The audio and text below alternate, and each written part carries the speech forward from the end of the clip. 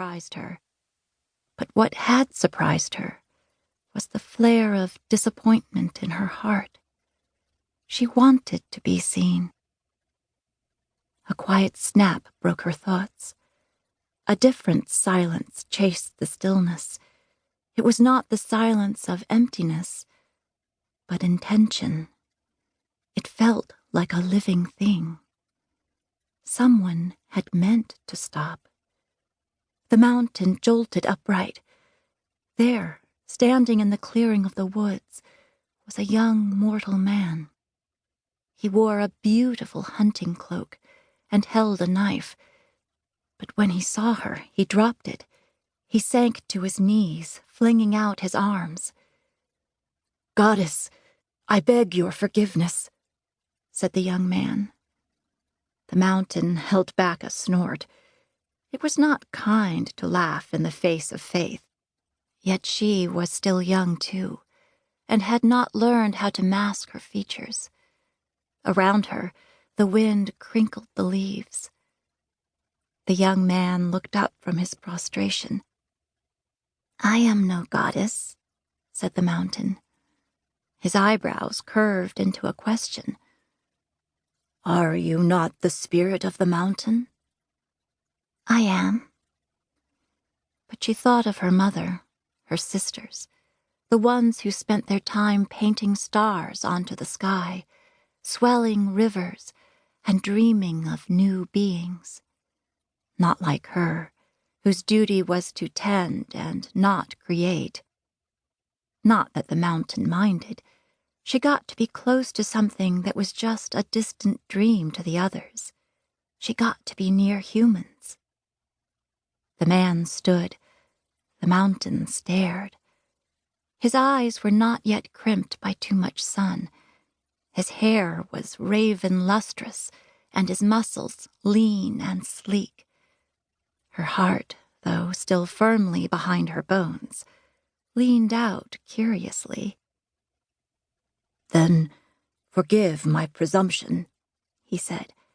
"I couldn't help but think that the most beautiful woman I had ever seen would naturally be a goddess."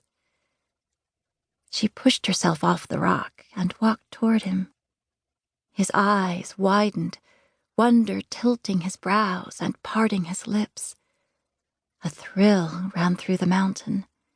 She laced frost in her hair, like a bejeweled net, to gather the black strands and expose the steep drop of her neck. Her dress shone sheer and iridescent, crafted of 1,000 beetle wings and shells, polished to the point of translucence.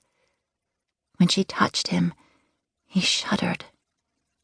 She wanted to put her lips at his neck's pulse point, to sip lightly at all the things that made him human. "I would have you," she said simply. The man's eyes widened, and the mountain, though she could neither bend nor break, felt her landscape ripple beneath that gaze. He was the first human to see her. It was one thing to crouch unseen and stay separate. It was quite another to stand beheld. She reached for him, and he reached back. The mountain had loved and been loved by many, but none had been human. It was different.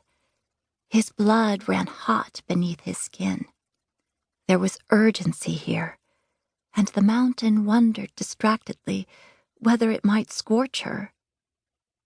Immortals have no urgency.